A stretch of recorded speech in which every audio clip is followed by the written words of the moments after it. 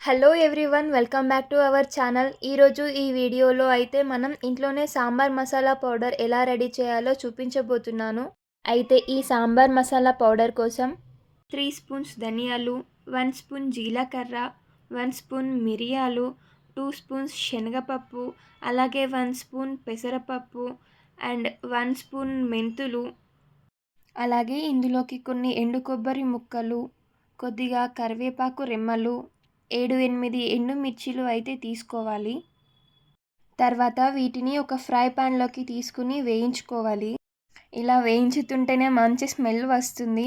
నేనైతే ఇలా కొద్దిగా క్వాంటిటీస్ తీసుకొని ప్రిపేర్ చేసుకుంటున్నాను. ఇన్ కేస్ మీరు ఎక్కువ క్వాంటిటీ తీసుకోవాలి అనుకుంటే తీసుకొని ప్రిపేర్ చేసుకోవచ్చు.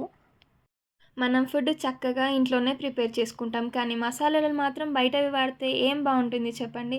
అందుకే మసాలాలు కూడా ఇలా ఇంట్లో ప్రిపేర్ చేసుకుంటే వాటి టేస్ట్, స్మెల్ ఇంట్లో ప్రిపేర్ చేసుకున్నామన్న సాటిస్ఫాక్షన్ ఎంత బాగుంటుందో. హోమ్ మేడే కదా.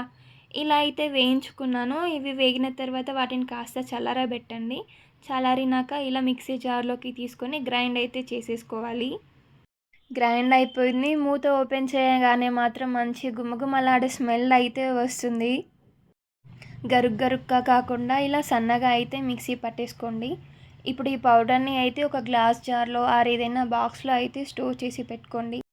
మీరు కనుక నా ఛానల్ని ఫస్ట్ టైం చూస్తున్నట్టు అయితే ఈ వీడియోని లైక్ చేయండి, షేర్ చేయండి అండ్ మన ఛానల్ని సబ్స్క్రైబ్ అయితే చేసుకోండి.